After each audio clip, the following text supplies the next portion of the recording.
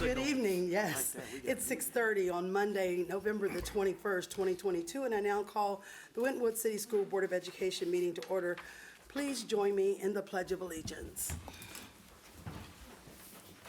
I pledge allegiance to the flag of the United States of America and to the republic for which it stands, one nation, under God, indivisible, with liberty and justice for all. Thank you. Mr. Seymour, would you please call the roll? Mrs. Kuhn? Present. Mr. Smith? Here. Mr. Birdie? Present. Ms. Bryant? Present. Dr. Johnson? Present.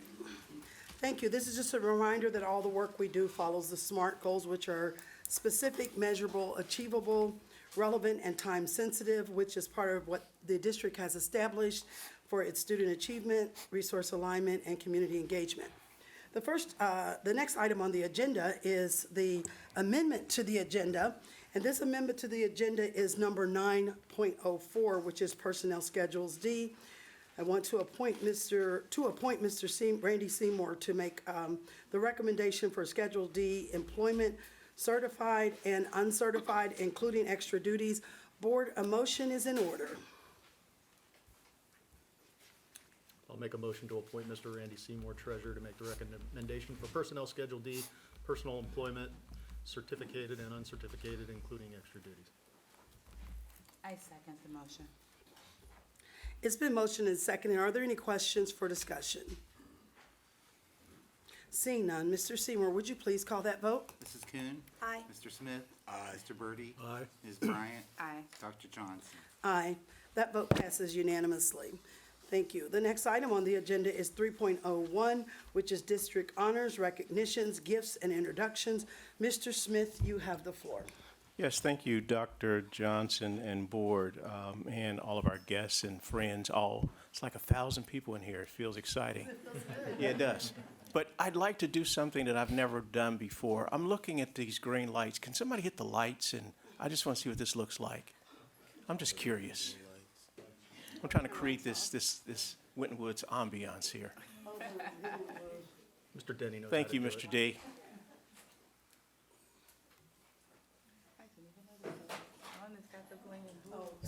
Wow, yeah. Yes, I like to sing. All right, good enough. I just want to feel the effect of it. That's all I need. No, we'll put them to sleep if we And everybody watching on Wave I think that people in that last row would escape. I think that's what would happen. slide right out. So I'd like to see, where is Sophia Oldham? Sophia, oh my goodness, she looks beautiful.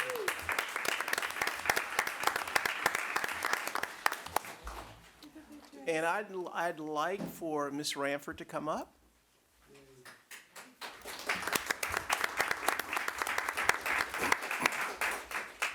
Sophia, you look beautiful. All right, so this is what Miss Ranford writes about Sophia. This is Heather Ranford, Assistant Principal, grades 3 and 4. Though we live in a world where ultimate fairness is difficult to achieve, we're lucky to have 4th grade Sophia Oldham, attending Winton Woods Elementary School to represent fairness for all. She treats others with fairness every day and in every way. Oh, that was pretty nice. That was pretty good. I like that. Every day, every way. Okay. Not only does she understand what it means to listen to others and be open-minded, to take turns, to share space, she is also kind and thoughtful. In project-based learning, these attributes make her a wonderful teammate. In life, these attributes make her a wonderful person, daughter, sister, and friend. Sophia does not have to make anyone else a loser in order to be a winner. Heather Ranford, Assistant Principal, grades 3 and 4. And so here are the characteristics of this thing called respect. Students are selected for the Kiwanis Characters Key Fairness Award based on the following description. Fairness means taking turns and sharing, not taking advantage of others, being open-minded and listening to others' opinions, playing by the rules. And number 2, the Kiwanis Group Characters Key Respect Award is sponsored by the Green Hills Forest Park Kiwanis Club, a partner of Winton Woods City Schools. Students who are honored receive a $25 gift certificate from La Rosa's. And I know some of you may have thought that the Kiwanis Group is only men, but we have some women in that organization. So Ms. Dee Hegman would like to thank you very much for your support of Winton Woods City Schools. And Sophia, you look absolutely amazing. All right. Anything you want to say to us? Okay, all right. What did you bring with you tonight? Okay, come on, family. The whole family come up for a Yes, come photo. on up and Ms. join Hegman, us do you in want the to say photo. something as it Yes, relates please. to Kiwanis and this whole thing about why you guys do what you do?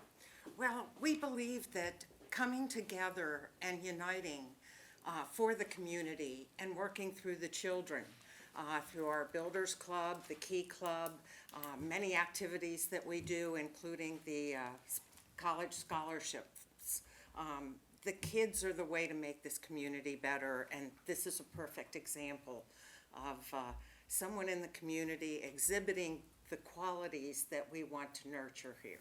Absolutely. Fantastic. you. All right. If you can stay up and take a picture with them, please.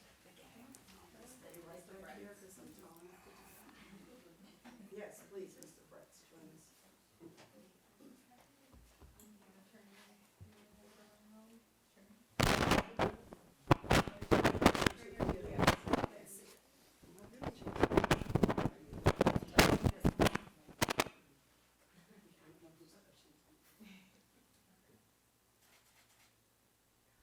Now, that's how you start a board meeting, folks.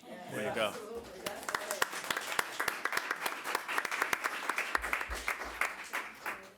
Sophia, question. What's your little brother's name? Mario? Mario. Question. Is she fair? Very good. That's all I want to know. That's all I want to know. Because some of this information we may not have quite right. So if the baby brother says she's fair, she is fair. Because I know some other people would say otherwise. All right. Where's my guy, little Jesse Cole Jr.?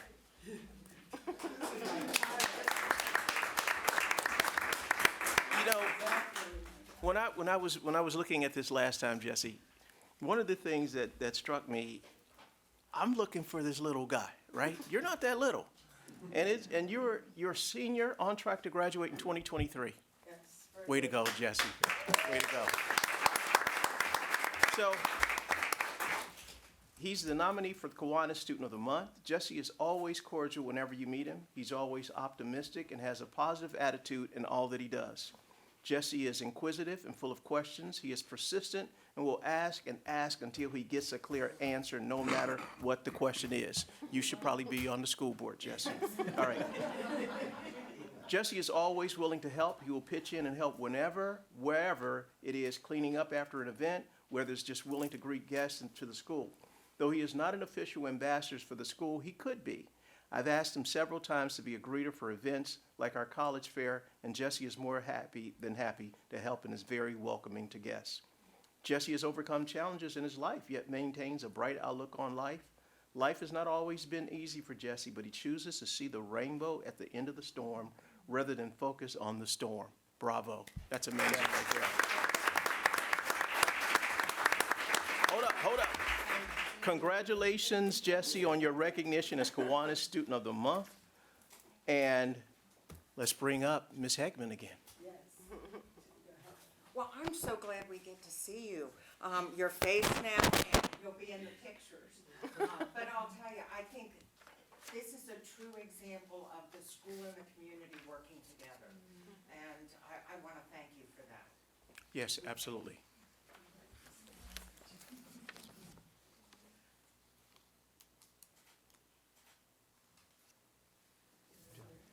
Thank you. I just want to say one thing about this young man. He actually has been taking care of my grass for probably, the last 5 years? Yes, and he cuts my grass. He's always coming to see whether I need any work done around the house or anything like that. And if I can think of anybody who would be as deserving of this reward, it would be him. When he first came, my lawnmower was broken, and he brought his own lawnmower up and he cut it, and I said, you know what, he did such a good job. I said, there's 3 things you gotta get in life. You gotta give something of value, get something of value, and leave a good impression, and he's done that every time that I've seen him in the community. If I see him at Myers, if I see him at Kroger's, wherever I see him, you know, leading by example. So, he's probably like blushing, like, stop talking, Johnson. But anyway, I appreciate this young man, and I'm really proud that he's a Winton Woods Warrior. So. Absolutely. And Jesse, I don't mind being your agent and helping you through it. So what I'm going to say is, what a handsome young man, incredible, all the attributes, and girls, he is available for the prom. So I'm letting you know. So here, so Jesse, I'm getting it together for you. I'm working with you. I'm your agent. All right. Okay. All right. Did Nadia show up today? Okay. So I asked Mr. Denny to do something, and he's my guy because he's always pitching in. I said, track Miss Kloslowski down and sit next to her to make sure she comes. We've been looking for you for 3 years, Miss Kloslowski. And I think that the work that you do in the plays, oh, it just comes alive. I totally appreciate everything you do for the district, and the kids absolutely love your work. They love your energy, and we love how you inspire them to put the best plays on every single day. So thank you for everything that you do, and we are going to give you a certificate, and we'd like for you to give us a few words of encouragement.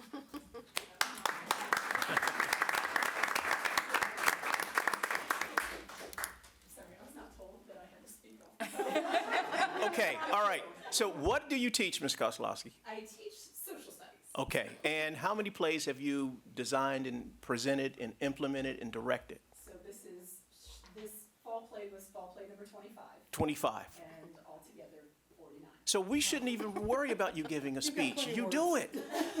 No, those are scripted. No, I really do appreciate the opportunity to be the director and to basically do the thing that I had someone else do for me, right? The idea of being who you needed as a child, that's who I feel like I am. I'm following in the footsteps of the people that I relied on when I was a high school student. So. Bravo.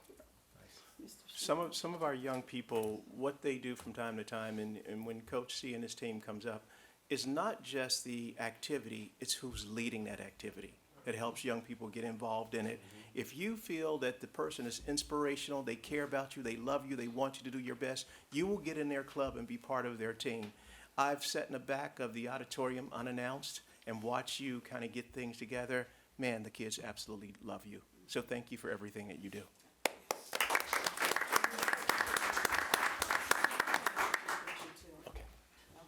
Superintendent Smith, I'd be happy to say that out of 49, I was involved personally with about 7 of them. How many did you act in? Oh, that I didn't count those. That was the 8 before I became. All right, so you were in some of the plays? Oh yeah, plays and musicals. Hold it, because this is a family show. What I'd like you to do is give me your best scene. Give me the best scene that just made the crowd give you a stand. Let's see. I was about to say, I was known for being General Tom Thumb, the smallest man in the world. And I had a chair that was probably, 12 feet, and it made me look like I was, like, just this And big. give me your line. What did you use, Tom? I'm General Thumb, just come to town, a Yankee Doodle Dandy. I still remember my lines, come on. Hey, I'm a professional. Yeah, I'm a professional. She taught me well. I graduated in 2002, and that was probably 2000, yeah. Miss Jackson, could you give me a Kleenex? Come on, General. Get up there. Oh, my goodness. I remember my line. 2000? That's it, 2000. Oh, no, I got to stand by the General. I almost forgot about that one. Was not. Oh, the part of the lollipop deal, you know. Oh, yes, that's right. No, that was my brother. That was my son. I had a son. I didn't do that one.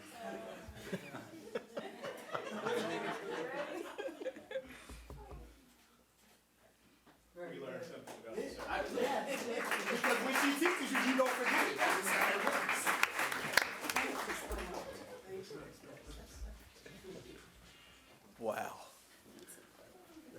Where else could you have this kind of fun on a Monday night? Finally, the Winton Woods Board of Education thanks Leanne Kutchenbergs, President of the Assistance League of Greater Cincinnati, for her organization's extremely generous donation of uniforms for our students. Okay, so thank you very much. She's here tonight.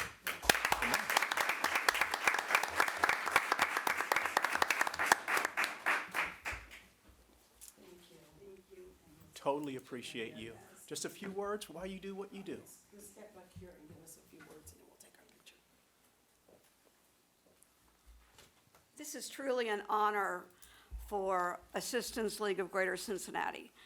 For approximately the last 15 years, we have been fortunate that we've been able to raise money to clothe the children of Greater Cincinnati's both parochial and public schools, many of whom who wear uniforms and some who do not, who simply need the clothing to come to school and give the children some pride in how they're dressed. And the program has grown every year. This year it's grown exponentially. I'm sure a lot of it has to do with the pandemic.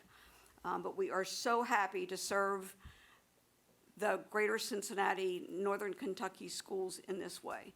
We have several other programs, and if anyone is interested in looking us up, we are on the web, assistanceleaguecincinnati.org, and we would love to have you come and visit us and see what our center looks like and explain all of our other programs to us.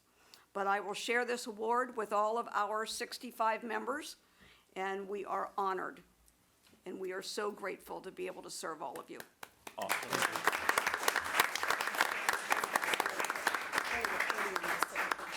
And while they're taking the photo, one of the things that I want the community to remember, we're not a uniform school just the sake of doing it. It's because we want kids to focus on academics and not style and fashion. So it helps a lot of young people come to school and be here on time and not worry about being criticized or critiqued based on what I wear, but based on the content of my character and what's in my brain. So thank you again. All right.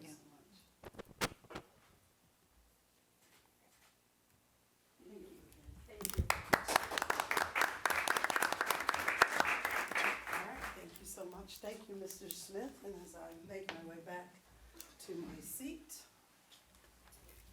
I want to also say thank you to all of our teachers and students and community members for your wonderful, for our community partners for the dedication and sacrifice and service to our district, and for your accomplishments. My daughter was in some of those plays. We were a basketball family in about 9th grade. She says, I really don't like this. I'm going to go to theater. So we're like, theater? Do we get to cheer like basketball? So kind of not, but still, we did a lot of clapping. But you have made a great impression on a number of students along the way, and that's what teachers do. That's why we do what we do. So we appreciate that. And we appreciate the Kiwanis, your contribution, and your contribution as well for the uniforms. So thank you very much. Our next item on the agenda is a 5-minute recess, so we'll take that at this time.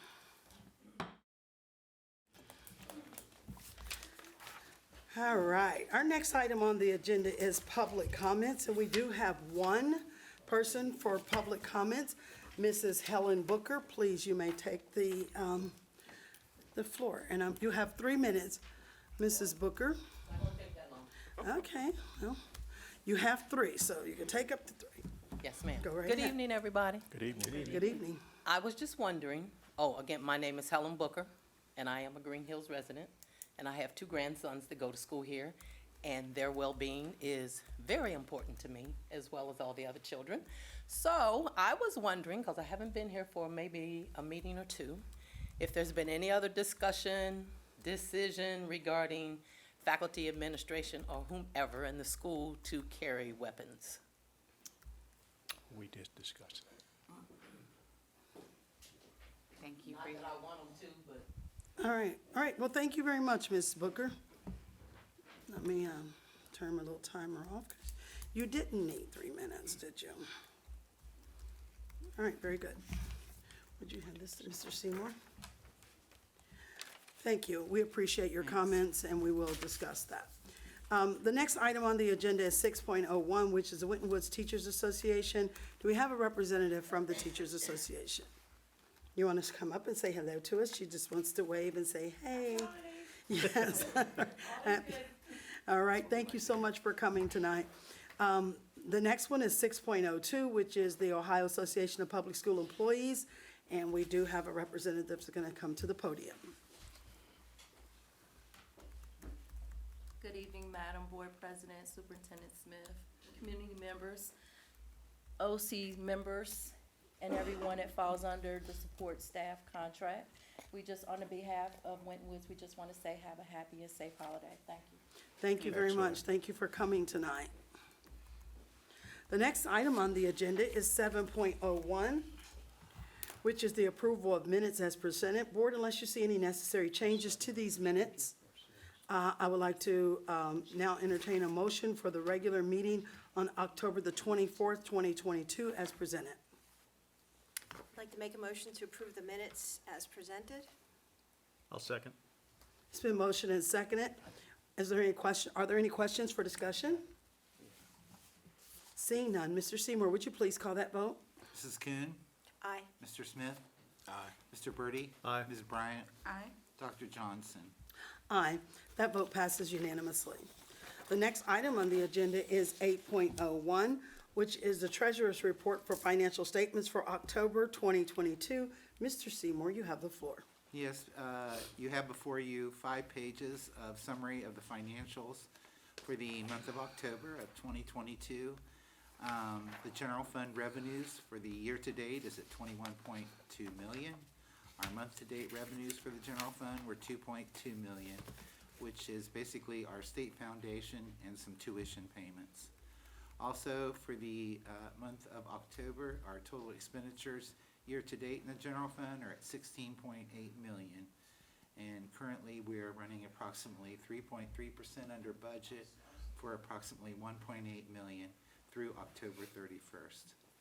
And then the last page shows you a list of all of our funds and their current fund balance totaling $33.1 million. And a list of each fund balance is on page 5 of the report. That's basically a summary. If you have any questions, I'll be happy to answer them. Thank you, Mr. Seymour. With no objections being heard, are there any questions from Mr. Seymour regarding the financial statements? With no objections being heard, we'll let the month of October 22 financial reports be submitted for audit. The next item on the agenda is 9.01, which is the Treasurer's recommendation for the investments for October 2022. Mr. Seymour, back to you.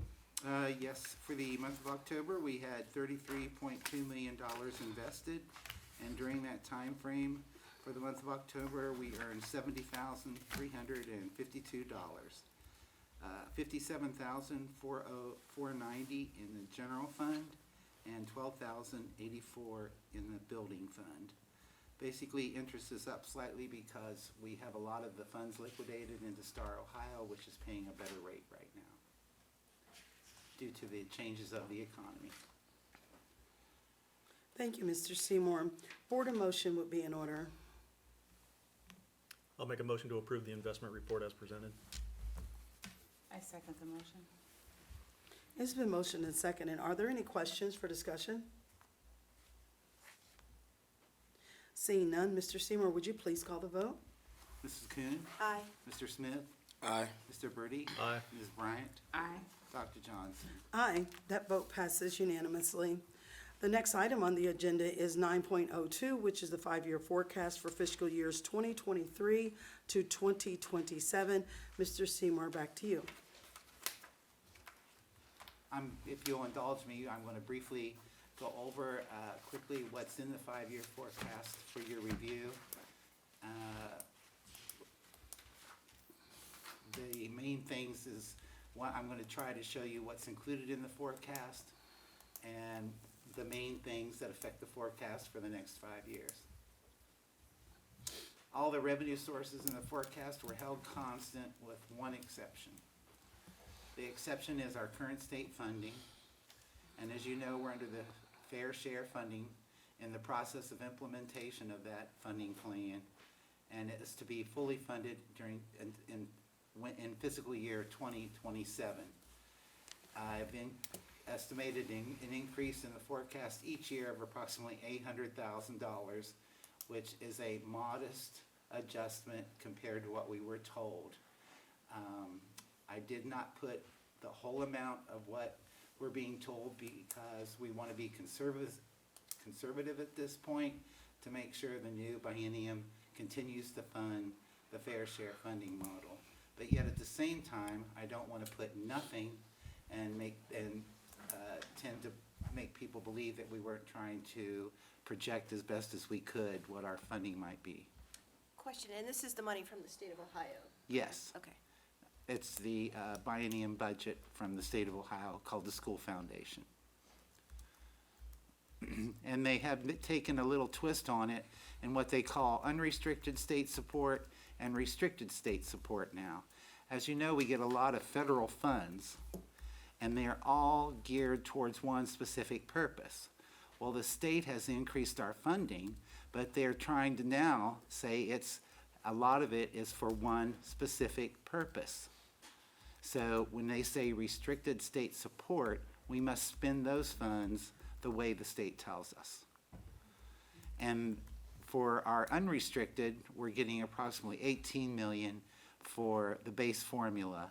We get $630,000 for transportation, and as you know, it costs more to spend transportation, so they don't restrict it. We're getting preschool of $320,000 and casino proceeds of $240,000, which was supposed to be the save-all for schools in the state of Ohio. Mr. Seymour, Under- can you go back one slide, please? Can you give the board and also the people, the viewers, what it really costs to operate the preschool special ed program? Well, it's a good question. I would venture to say with the teachers and all the assistants and everything, it's approaching $1 million. Absolutely.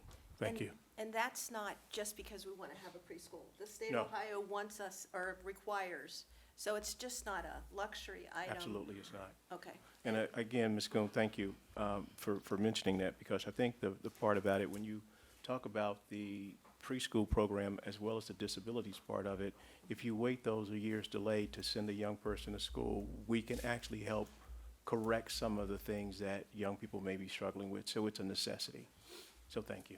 I believe, Ms. Bray, we're required to educate 3-4-year-olds with IEPs. Yes, And that's part of our preschool program. yes. Right. And that, The motion on the floor, oh, and then we can ask some Oh. questions. It's okay, it's okay. Are you, you finish your presentation? Sorry. Wait, I didn't want to, we don't want to discuss it, we want to do it after the motion. I just didn't want him to skip that because Yeah. it's right there and people need to be aware where we Sure. are with it. I Makes agree. sense. Yeah, makes sense. Now the state has restricted some of the funding they're sending to us. Student success and wellness is supposed to be spent on a specific purpose, obviously just what it says, to help succeed, for children to succeed and for their wellness. DPIA, Disadvantaged Pupil Impact Aid, must be spent on social economic children. English learners, just what it says, we must spend that money on children who are designated as English learners. Gifted, and then catastrophic reimbursement is a reimbursement we get for special ed students who cost the district in excess of $32,000 a year. We apply for catastrophic reimbursement. Projected revenue for real estate taxes is held constant, and you will see in the 5-year forecast I have included a $3.5 million emergency levy beginning in January 1st of 2024. May perhaps a little premature because the board's going to take consideration of that in the next motion. But for now, it is in the 5-year forecast that could be easily modified if you would change your mind before I would file it with the state of Ohio. Some of the assumptions, we've included all the negotiated agreements. I have no salary increases projected beyond the current year, but I have included all step increases for all years, meaning employees who get a step increase for an additional year of experience with the district. Healthcare has been increased at 7.5 for all years. Last year we had a 7.2% increase. This year was 7.3, and we're going to try to hold it at 7.5 throughout the forecast. I would like to make a note that the employees back in 2021 made major concessions to their health care, which saved the district a lot of money, and that saved us about 5.5% of our costs in that year, which went forward. And 5% of our costs of health care is approximately $300,000. Dental insurance has been increased at 3%.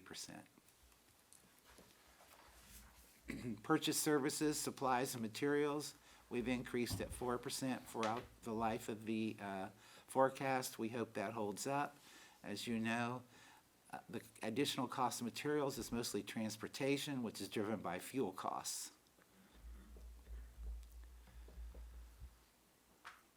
Our revenues minus our expenditures and our operating cash balance as we move forward. As you recall, last year we spent approximately $400,000 more than we took in, and as the forecast progresses, we will continue to eat into our cash balance to support our program. This basically just shows that we're using up our carryover of about 2 million, 2.4 million, 3.5 million, and then approximately 4 million each year until our cash balance is totally diminished. And here I'm just trying to depict the total funds available with a levy and without the levy. And the distance between the blue line, which is your expenditures, and the green line and red line, which are your available funds, the distance between those is your cash balance. So you can see that in 2020, we had a decent cash balance. And as you start deficit spending, that cash balance is eaten away until there's not enough funds available to meet your demand for your expenditures. And without some type of levy in the future, you can see we are going to run into a problem in 25. On another note, we've heard some conversation about our cash balance of around $15 million. And so here I got some data out of Ohio Department of Education, which only through 2021. I only wanted to present data that I could back up with data that was gathered. So this is the Winton Woods cash balance as it relates to total expenditures. You can see in 17 we were at 39, and in 21 we're down to 32%. And if you look at Hamilton County, we were ahead in Hamilton County in 2017, but now we are behind and getting behind Hamilton County in 2021. And if you look at the entire state of Ohio for all traditional school districts, in 17 we were pretty much in line, and then you get down to 2021 and we have fallen behind. And in 2022, this year, we will only fare worse because we're going to deficit spend more this year. And then on the next slide, I tried to put it in a graphic form. Winton Woods obviously is the blue line. The green line is all of the state of Ohio, and you can see the state of Ohio is gradually increasing their operating cash balances across the state. The red line is Hamilton County. Hamilton County was pretty much like escalating in 2018 where we were falling behind. Then all of the county was kind of going downhill. Then the rest of Hamilton County started catching up, and Winton Woods stayed flat. Now Winton Woods is below all of Hamilton County and obviously has fallen close to 10% below the average in the state of Ohio. Randy, one thing, Hamilton County means the public schools in Hamilton County. Hamilton County Not- traditional not the public county schools. itself. Yeah. Okay. And that's basically a summary of the 5-year forecast. Thank you, Mr. Seymour. Board, a motion would be in order. I'd like to make a motion to approve the five-year forecast for fiscal years 2023 through 2027 as presented. I'll second. It's been motioned and seconded. Are there any questions for discussion? And something, Randy, what would a school district, why would they want to have cash balance? Why would that be important for a school district to carry a cash balance? Because you have unforeseen events that could happen, such as a pandemic. You also want to have a cash balance in we've had instances where the state falls short and cuts our revenues. And historically, we've had many events that happen that if you had no cash balance, back when the state cut the state funding in 2019, they didn't reinstate that. They just came up with a new funding formula, but they never reinstated the lost revenues. So this funding is a good fiscally sound practice for school districts and other municipalities to follow, would you say? It would be a reasonably fair, very prudent fiscal policy to have cash reserves. Absolutely. Okay. Yeah, just like every household needs to have a savings account. Okay, I just wanted to clarify that, because I think sometimes there could be the misconception that this money is just there for anything, and that it's just amassing a pile of money that we just want to, the district just wants to raise money for, just to have it available. But it's has a valid reason. I just want to make sure that we on the board learn that, and the community also is aware of that. The state of Ohio legislature, when they passed the fair funding formula, wanted some kind of data to see if school districts were stockpiling money before they started giving them money.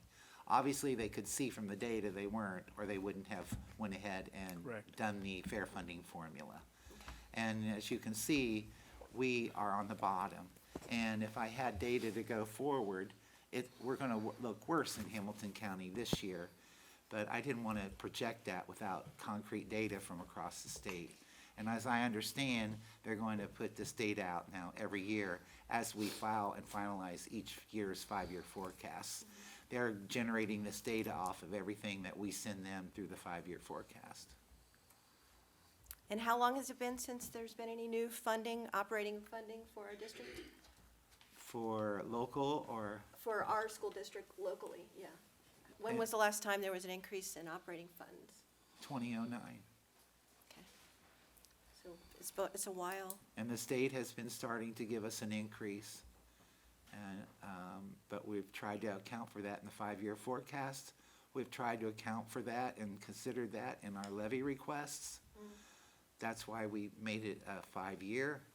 But as you know, the last time we asked for $3 million, we can't keep asking for the same amount and 3.5. delaying a year collections. Each year now that we start to delay collections, that's got to increase for us to remain a competitive, solvent district.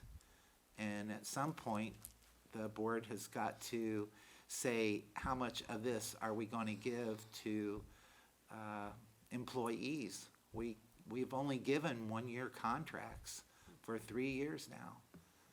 And at some point, we've got to be able to reward the employees somehow, but we can't with the cash balances that we have. Mr. DeMark, can you go back to the slide where it shows the graph where Hamilton County is exceeding? Yeah, that's the telling point. Because as Mr. Seymour mentioned, in 2020, we're just flat, and you can't stay flat. There has to be some significant growth at some point in time to catch up with revenue, and we're not even getting close to it. Basically, what that's telling you, in 2020 and 2021, many school districts in Hamilton County passed levies. That's what I was, yeah. Absolutely. And Mr. Seymour, thank you so And they're much. doing it every 3 to 4 years, by the way, not every 13.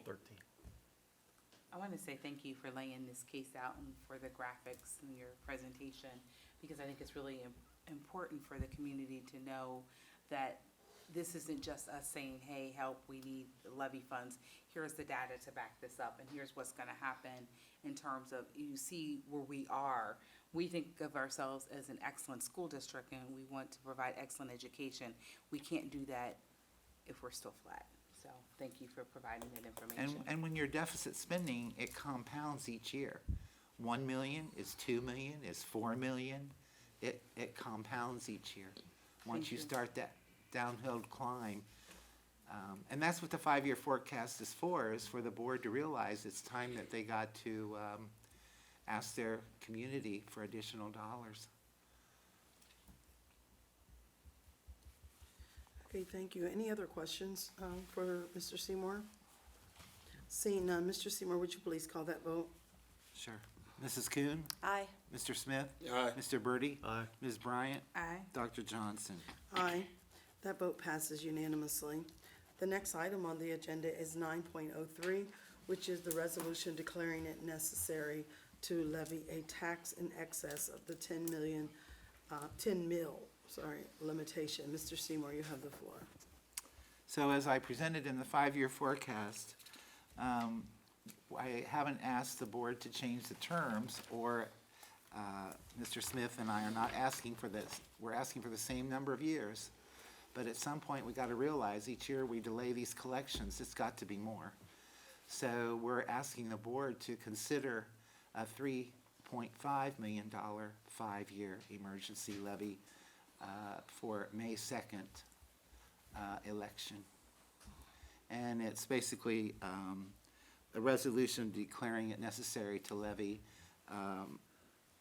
a levy in excess of the 10 mil limitation.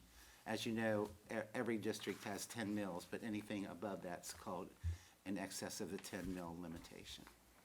Mr. Seymour, can you give the board and the public an idea of what each meal, the collection on each meal, what the dollar amount is? Sure. Each meal brings in approximately $550,000.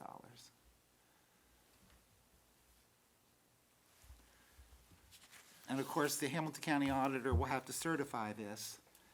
But my estimate is that to go from a $3 million levy, which was $1,575 a month, as we portrayed, and it was accurate, and it was on a $100,000 house, $189. This will increase it to 6.3 mils, roughly. It has to be certified by the county auditor, and will be $18.38 a month. Per $100,000. Yes. Should we do a resolution? Yeah, so is that everything, Mr. Seymour? Is that? Yes, the next step is to proceed. As you know, we'll bring back a resolution to proceed, which will have the ballot language on it and the millage as certified by the Hamilton County Auditor. Okay. All right, yes, the board of motion would be in order. I'll make a motion to approve the resolution declaring it necessary to levy a tax in excess of the 10 mil limitation as presented. I second the motion. It's been motioned and seconded. Are there any questions for Mr. Seymour? Well, I think it's really important that the community understands why we need this. I think you did an excellent job of outlining the reasons financially where we're at as a district, how it's important not to wait till it's too late to do something about it, and why we can do something about it now. I realize there's been 5 or 6, and I forget how many there were, where we've gone to the community and asked for funding. But I think it's really important that the community understands why and what these funds are gonna go for, and how they will positively impact the community. I think that's up to us as the school board to demonstrate that need and to make that declaration to our community. It's very important that we make that foundational case for it, first of all. So I appreciate the work that went into looking at this. Thank you. All right, are there any other questions or comments at this time? Seeing none, Mr. Seymour, would you please call that vote? Mrs. Kuhn? Aye. Mr. Smith? Mr. Birdie? Aye. Ms. Bryant? Aye. Dr. Johnson? Aye, that vote passes unanimously. The next item on the agenda is 9.04, Personnel Schedule D. Mr. Seymour, you have the floor. Well, as requested by the board, I am making a recommendation that the board approve Personnel Schedule D as presented. Thank you. Board, a motion would be in order.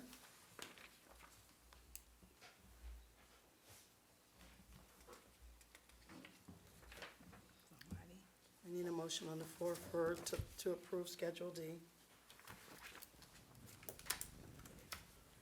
I'll make a motion to approve Personnel Schedule D as presented. It's been motioned. Can we get a second? I second the motion. Thank you. Are there any questions for discussion? I think there are. Okay, well, there are questions. Let's hear them.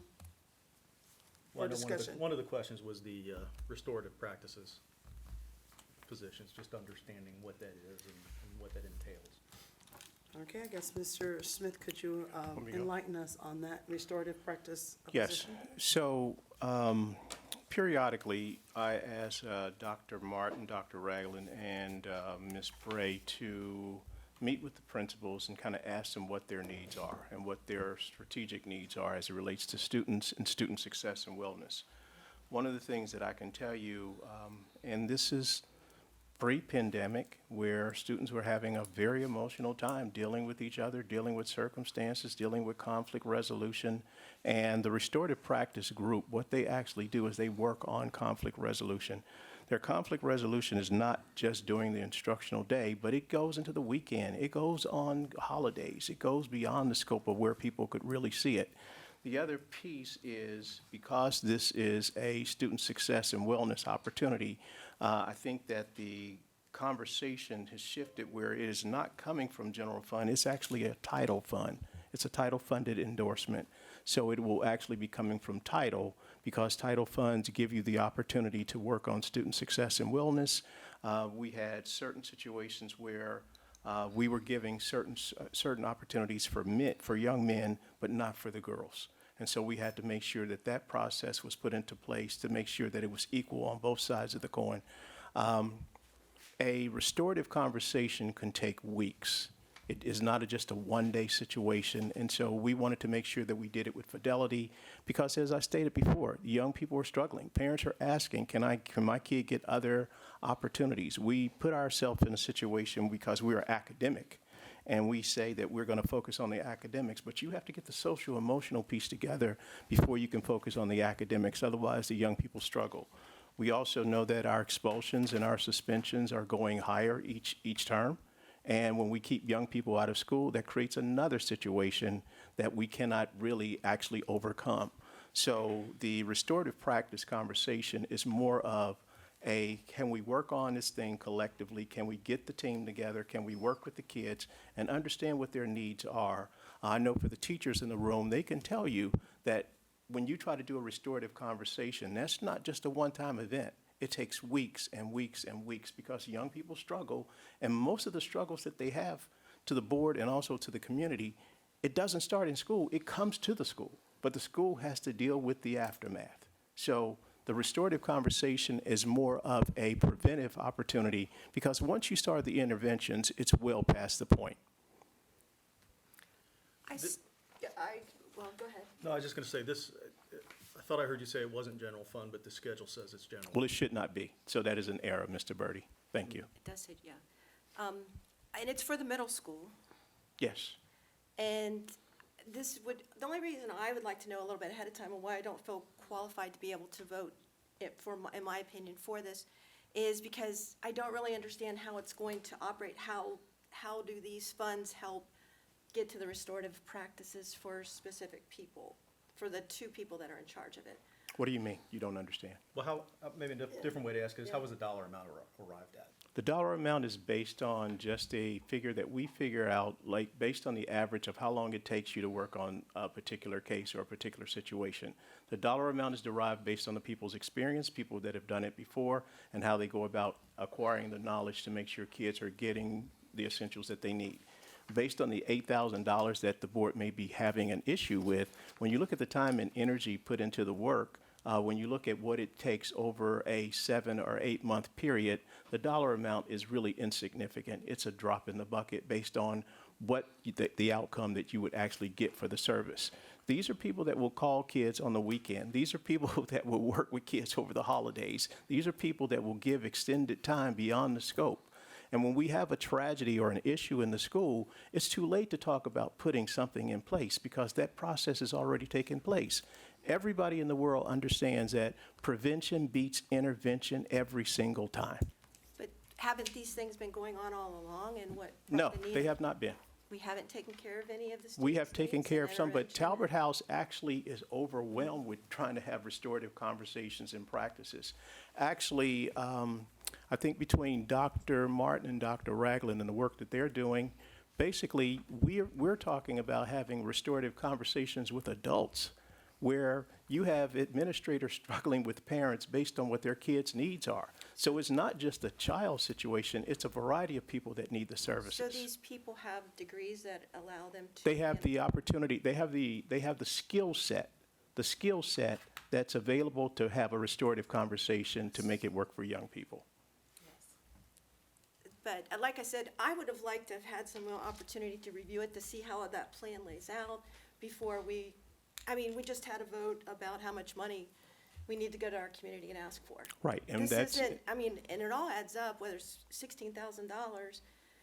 I want to see that the community gets what the value is for every dollar, not just, I won't call it a drop in the bucket because all the drops add up. And I think it's really important for me to be able to feel confident, to be able to say, this is what I know is an important practice. It's been proven to me. I think it has validity. I think the power, then I would vote for it. But I don't think I don't have that background. And if it was quite honestly, if it was very important, it should have been brought to the board or put into place or had a plan or implemented, because the one person had just changed. So I didn't know how that would, if it would just sequence to come about so quickly. well, How could it be the middle well-thought-out school, plan? the middle school has been asking for this service since last year, since the tragedy that took But I would have liked you to place. come to the board and say, here's what we're doing. Well, the this is why board we is need it." already aware of restorative We practices have in the high restorative school. practices at the high school. But we didn't so have it in the didn't middle have school, middle and But they so don't- they were lacking that same opportunity. And But so they they don't reached have out to those say, they don't type have of- what? They don't have that individual that's paid that amount of money for that. I've never seen it on We any of the also- schedules. The board also approved social emotional learning positions at the lower grades as well. So the middle school is sort of the closing that loop part of it. Well, again, Yeah. just from my perspective, it helps me to close the loop, to understand, to be able to vote for it, to know what the value it is. Because people are asking questions, and we are accountable to the community for our spending. And I want to make sure that I can justify that spending. And I do understand, but I think people are asking questions as well as, how are my children's needs being met based on Right. the social aspects and things that they're going through? Young people are struggling in a way that we have never seen it before. And if we deny them the opportunity to get the social support that they need, I think the struggle could be impacted more. It could. I would just like to see how that would plan out, or what it looks like on a plan, because it should, I'm sure it has some kind of. It has a trajectory, and it shows you that when you don't have services, then suspensions and expulsions are already going to exceed what we can do. The other part is, we look at our diversionary court. Diversionary court docket is packed. It's at capacity, and we still haven't gotten ourselves all the way through it. So when you deny the young people the opportunity to have the social well-being, I'm asking, what is it that we're looking for? Now, if you say, hey, give me a record, give me a series of events that shows that this process works, we can provide that. That Yeah, is but- not the issue. But I would like it before I have to vote on it, quite honestly. That's my major complaint. So what you would have been asking for, Ms. Kuhn, is you were being asking for me to give you projected information about it before it actually takes place. That's We why we can't put it give in it to play. you. But that's why we did it, didn't we? We Because did it knew what we because would if you do. look at the numbers of suspensions and expulsions in the district, it tells you that young people are having struggles that they never had before. But that would be a good thing to present to the board, those kind of information too. That's your choice. And and all I'm saying is, there is a need, and from my seat as the superintendent, I know what that need is. I'm aware of that need. But we have to know what that need is too, so it makes sense to present it to the board. That's That would be my- fair. Yes. I guess my input would be that we has restorative practices at the high school. And when we put the two schools together, it was still just kind of at the high school for the 9 through 12 and not for we didn't have it at the middle school. So when I seen it for the middle school, I was like, oh, this is just making it equal to what we already had at the high school. We have had restorative practices for several years. And as Mrs. Wilson said, we had the other positions that were put in place for the elementary school children. But the middle school was, I don't know how they got left out of the loop with the restorative practice. And maybe that person from the high school would maybe try to do a dual role. I don't know that for sure. But when I seen this, my question was, I didn't have a question about it as much as, oh, now we're trying to equalize it for the middle school. Yeah, So I and- don't know if and- that's, you want to expound on Following the that. same process that we've used in the past. In the high when school. we- That's the way And I've seen it, so And- that's why I But here's the didn't other question thing, it. So Dr. I'm just Johnson, that you mentioned.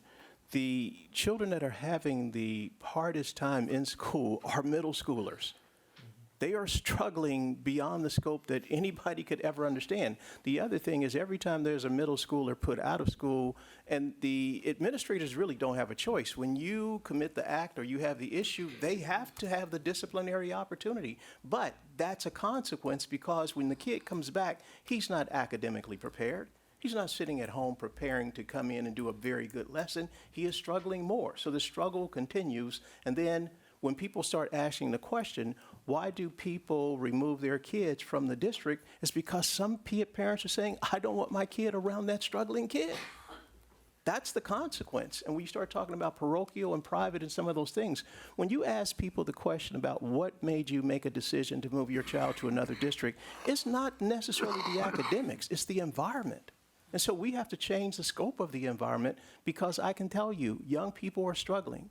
If you want to come in and see a restorative conversation and sit with it during its entirety, I welcome you to do that because you would be very, very surprised of how much work it takes. So we've been remiss by not doing the middle school the last several years? if I that's think the we most have, I think important? we have been falling behind by not doing it. Okay. I would guarantee that we have. The middle school has been actually asking for additional counseling services, which cost way more. Like, they've asked for another school counselor, which would be, upwards of $60,000-$70,000. So part of what we've been doing is trying to, just hire people that have the, aptitude and the interest in working with kids on a different level and giving them opportunities to jump in where they fit in. And in this case, the credentials for both people, they have vast experience working with students at risk. And one of them has a sociology degree. Eddie Gray has a sociology degree from, Georgetown. yeah, I couldn't, thank you. And Miss Style is already doing a lot of this in her free time on her own.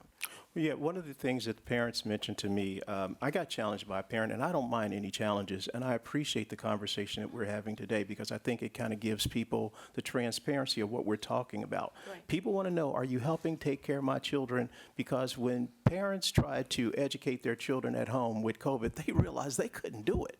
It was already a struggle. So a parent challenged me, and she says, in a club, in an activity, my child gets a level of support because she has 3 children.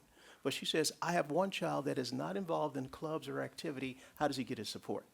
And he has to get his support from his own network of people that are willing to put that extra time and effort into him. And it's not the chess club, it's not the swimming club, it's not the football team, because those are organizations that kind of cater to help each other. I'm talking about a kid who stands alone.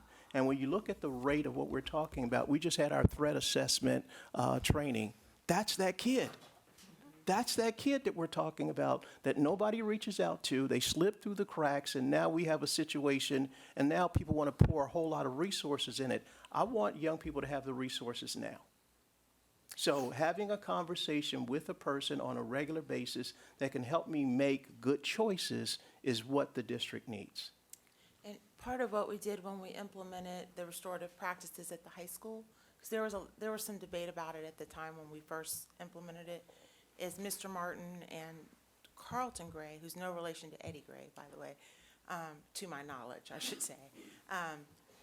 He kept data on and presented Mr. Smith and the executive team with reports on like their progress monitoring. And then that was part of how we have continued to fund that position, is that they presented reports. And the people first, check in 2 with years. these kids on a regular basis. It's not like you do it one time and then that's it. I don't know. I know that Brandon has been involved with the Drumline and those organizations for a while. And if you would take a kid who had no connection with any activity, that's a lost kid. That's a lost kid. So when we talk about having 111 different opportunities, that's for the kids to be connected to organizations. The problem with it, some of our 4,000 kids don't get connected to anybody. That's the kid I'm worried about. And we talk about the threat assessment training that we had. That's the kid that we're talking about. We're talking about that kid that's never going to get in a club, never going to get in an organization, but he has a social emotional issue that he needs to be connected with. And so that's the purpose of the restorative conversations. If it's not the general fund, what fund is it? I was gonna ask, because I'm standing here, do you want me to make the change now? Okay. But it's title, yeah. And then will you follow up, or how do we know that that it's working We or can- that? That's Okay, what I was That's so, it. so, We could so do the here's, same thing here's the we other did with part. Mr. Gray's position. We have regular work sessions. And I know that when we first started in high school, and maybe Dr. Johnson can remember, we would bring back reports to say, here's some restorative opportunities that are working, here are how many people that are on the caseload, here are kids who are making better decisions and getting better grades and not getting put out of school. And we just haven't seen that in a while, so, Okay. yeah. Yes, That ma'am. would be important to know, since it's an ongoing, I mean, it never stops, like you said. It can't if they're- stop. It will probably grow, truthfully. I mean, not this position, but those resources, especially based off of our threat assessment training, our discipline data, like from the teachers union even, reports about needing more tier 3 interventions for kids. Because some of these we're kids are gonna have to disrupting invest more classes where in instructional prevention. strategies can't even be implemented because they're interfering with other kids. How do you get me back on track so I can be part of the team? And keep in mind, we're a project-based learning district, so that kid is supposed to learn how to collaborate with another kid. It is becoming a struggle where parents are contacting us saying, I don't want my kid working with this kid. She changed it to title. Yes, they're trying to clearly define That's- what line item, you said title? Dr. Martin, do you remember, is title 2 or 3? 2 or 4. Oh, do I need to put 2 or? Sorry. Yeah, that's an error on our part. It should have never been part of the general fund. That was a good catch. And I didn't That ask. was my concern, because. No, it should not have been, Ms. Coe. Oh, So that was- I'm glad that somebody asked the question Yeah, because that was- when you look at our restorative practices, we have money in title to do this work. So do the other ones are taken out of Title II or IV, whatever other? And can you call it the same thing, just for continuity?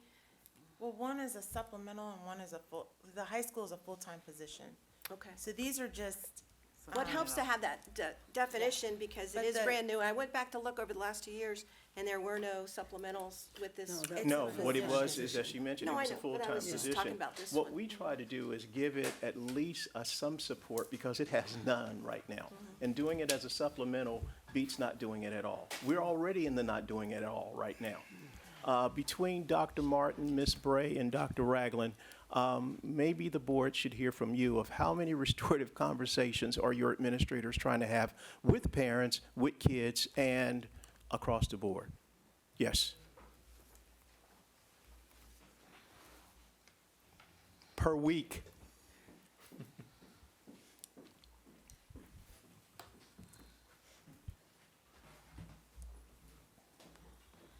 Good evening, Board. I can't quantify per week, but I can tell you I have daily conversations with administrators, with parents calling because they have concerns for students. Restorative practices not only assist during the school day, But when a student is out of school for a long period of time, be it expulsion, suspension, that person has restorative conversations with that student prior to them coming back to school, giving them strategies to work on. Excuse me, following up with those strategies that are put in place. And if those strategies aren't working, they're tweaked. They'll change them. Yeah, They'll come back. Yeah, and that's a good point. So we have a student, let's say they're at the community building for expulsion or a consequence or a suspension. And the student has a week before they're going to transition back to the regular school. What we do is we do a restorative conversation. The student would actually go to school Monday, Wednesday, Friday to the regular school, and then come back on Tuesdays and Thursdays to talk about some of the triggers, some of the issues that affected them. The alternate week, they would go to the school Tuesday, Thursday, and then they would come back to the Warrior Success Program on Monday, Wednesdays, and Fridays. So it gives them some kind of assistance to say, listen, we're going to give you the support that you need. We can't wait until every time a student leaves the Warrior Success Program or gets transitioned back that we just throw them back in and think it's going to be okay. They need some time to get reacclimated. They're behind academically, they're behind emotionally, they're behind socially, they're behind their peers, and there are triggers that got the kid there in the first place. So we try to do it in a transition, which means that instead of having 1 week of left in the program, it's really 2. And we try to do that across the board. Now, we haven't been doing it with fidelity in the middle school. I admit that. But now we're trying to make a change, and we don't really have, we're not talking about the resources to make it a full-time position. It's a supplemental where another person can do it in addition to the work that they already do.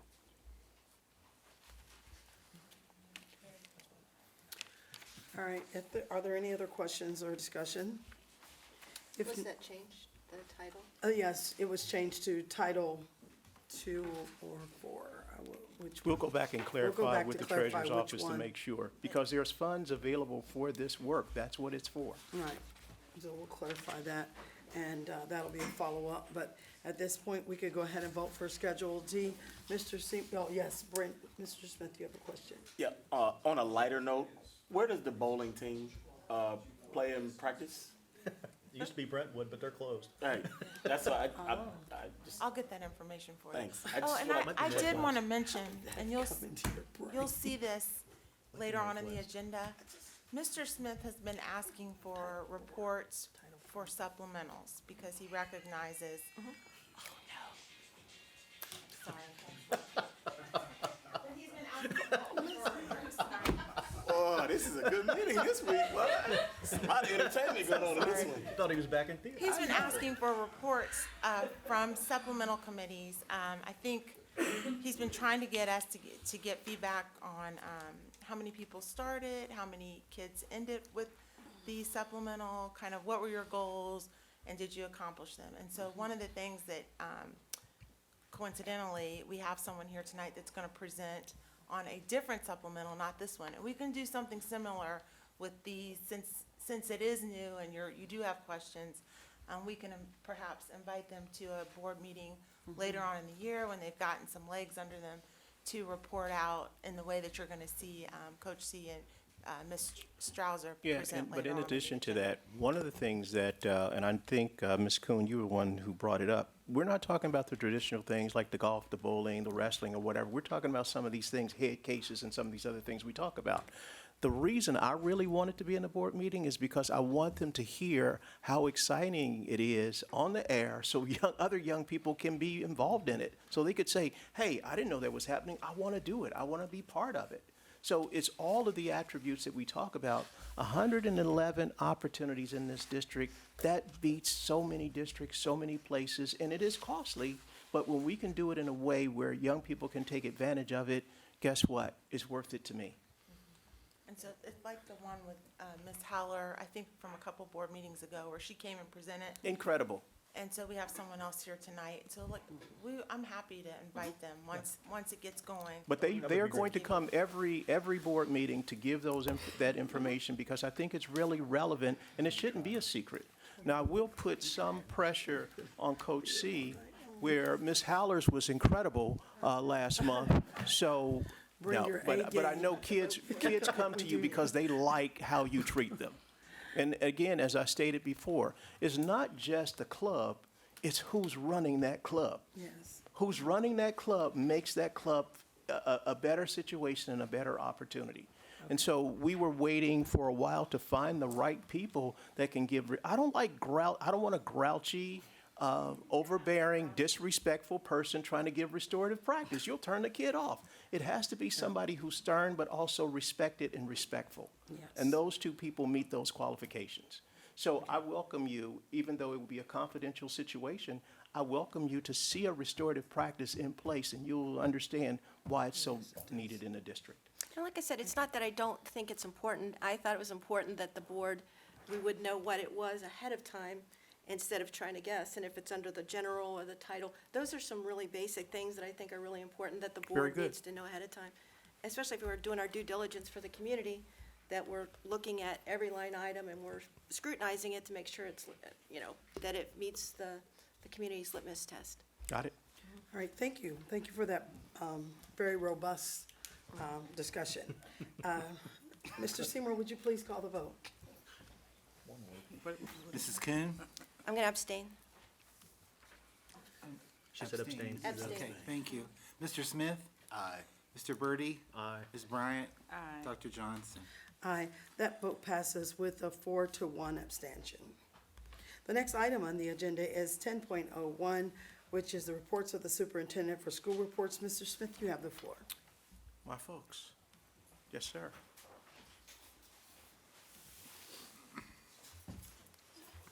I think Ms. Wilson played your intro too soon, so you're gonna play that again for us? That's what that was. Was this walk-up music? Good evening. Hey, everybody. So we wanted to talk a little bit just about the clubs that we offer at the high school. We do currently offer 23 clubs. These are not theater. These are not the choir. All those different things. Those kind of exist in a realm that, for lack of better words, in some cases is based on talent. There's students that we have students that are basketball players. We have students that are football players, volleyball players, cheerleaders, and that's their passion. We have students that theater is their passion, students that choir, band, orchestra, those are their passions. And we have a lot of our students that are involved in those. We have some students that are involved in 3 of those things at one time. But then we have those students that don't always have that spot in the high school that's theirs. So one of the things that we try to be very thoughtful with each year is the clubs that we offer. All our clubs aren't offered every year. We have some clubs that if student involvement in the club kind of gets where, we don't have a lot of kids that are interested. Chess club. Didn't have a lot of kids that were interested in chess club last year, so we didn't have chess club this year. Now the K-pop club, which for those of you that don't know is students that are interested in Korean pop music. And it's the TikTok dances. That's K-pop. K-pop club is always a popular club. Rubik's Cube club, popular club. Coach C came to represent what is probably right now, other than Student Council and National Honor Society and those resume builder clubs, is probably our most popular club that we offer at the school, and that is the Gathering. So I'm going to let him speak a little bit about what they do in the Gathering. So this came about because a bunch of kids came to me and said, Coach C, we don't have anywhere to go after school. We want to hang out. We want to do stuff. You're cool. Can we hang out with you? Hold up. That's what happened.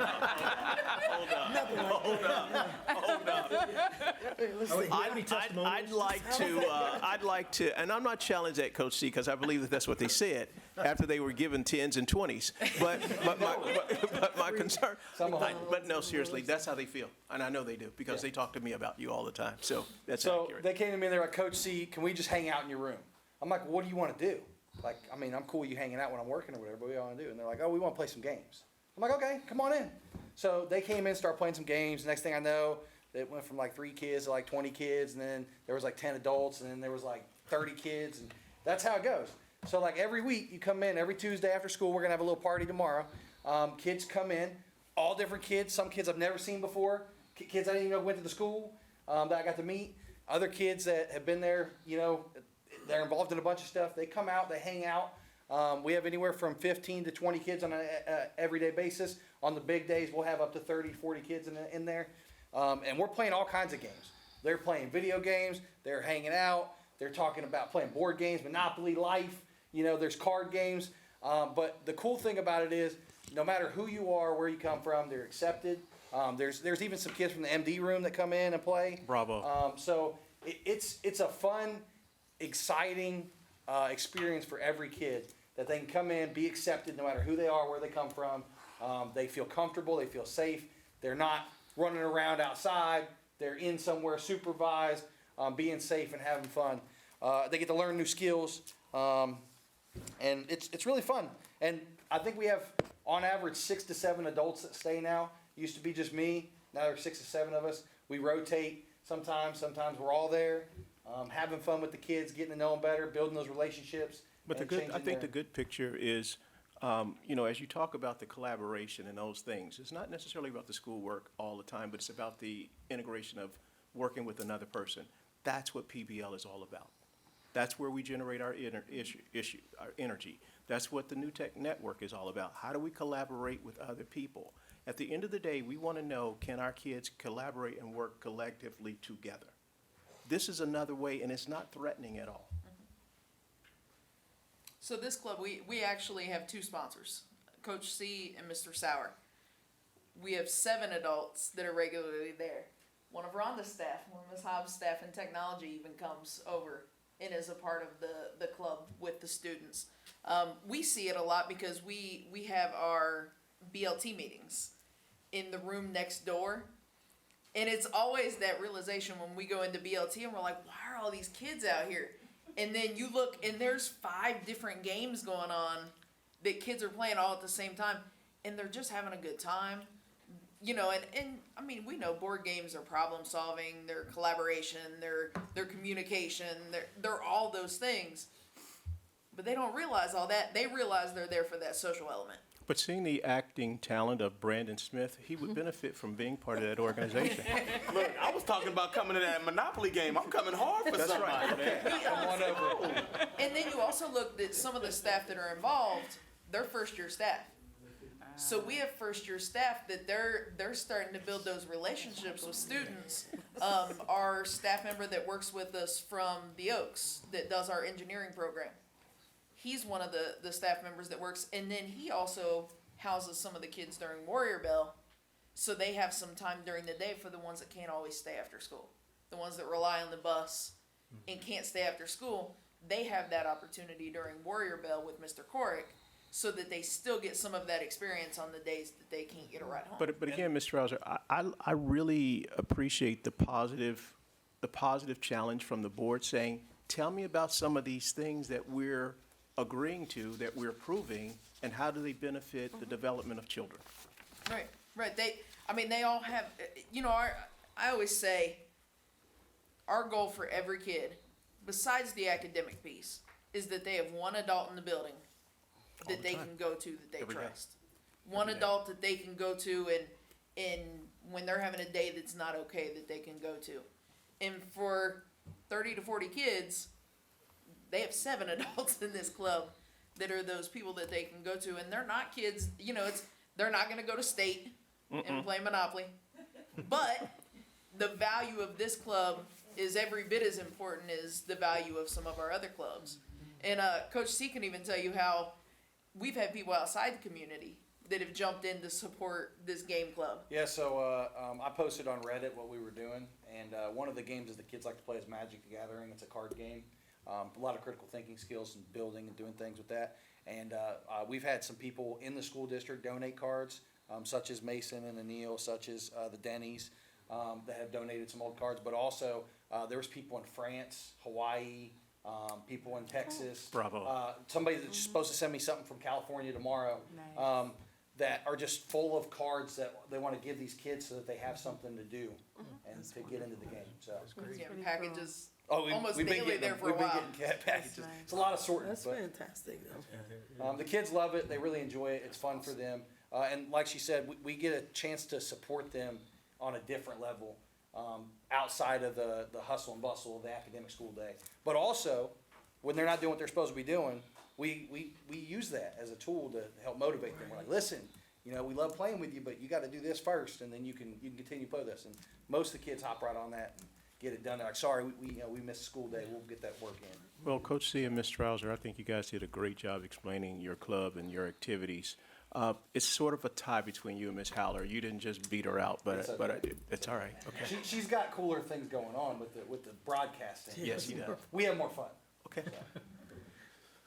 Well, thank you so much for that report. And as any educator knows, the more touches, the more people that touch the students. Over and over, then you can engage them. That is the way we reach them. So, you know, we appreciate, you know, what you do. Thank you so And let me much. know if you need K-pop to come in and. We might need them to come and do a TikTok. Just let me know, I'll get them in here. I don't. Bring it on. Let's go. I'm I'll here leave that for it for all. And if anyone's interested in coming and being a part of. Every Tuesday after school. I'm coming for that Monopoly game. What time is it? You say right after school, what, 3:30? We start about 3:15, 3:30, and we usually run till about 4:35 o'clock. Tomorrow we'll probably run a little later. So. Brandon, it starts on time. Oh, I would tell Duke Energy that. Don't look at me. My boss Thank you so much. We do appreciate it. Thank you. Thank you. The next item on the agenda is 10.02, the official October average daily membership. Mr. Smith, you have the floor. Yes, Madam President and Board, before you, you have the district enrollment for all grades. You also have it for ethnicity, open enrollment, total students with disabilities, students that are at Scarlet. And so when you look at the Scarlet numbers with the grand total, it is not 3965, it is actually 4061.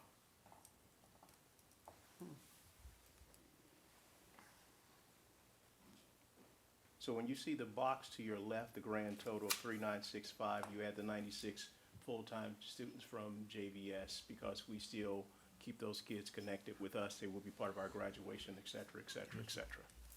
Thank you. Thank you. But the other two numbers are already included in that number. Yes, ma'am, they are. Very good. Thank you so much.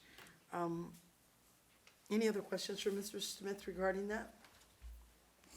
All right, let's go to 10.03, facilities update. Mr. Smith and Mr. Denny, our Executive Director of Business Affairs, you have the floor.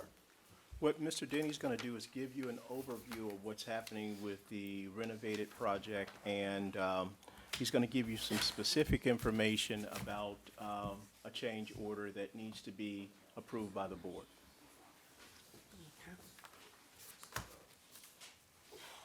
Also, I think between a work session or before a board meeting, we would actually provide hard hats to you guys, because you need to see the scope of what's happening in the building. We're going to give you a tour of what that renovation project looks like, so you can get it firsthand, take pictures. In case people ask you questions, you would actually have a snapshot of what that renovation project is starting to turn into, and the amount of work that goes behind it. Thank you. Okay. Sorry about the technical difficulties.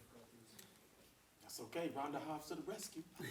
As always. So he's going to actually have some videos, some pictures, but it's different seeing it in person. Good evening. Thank you, Mr. Smith. Good evening, Board. Sorry about that. Can you see that okay? Especially in the back? Okay.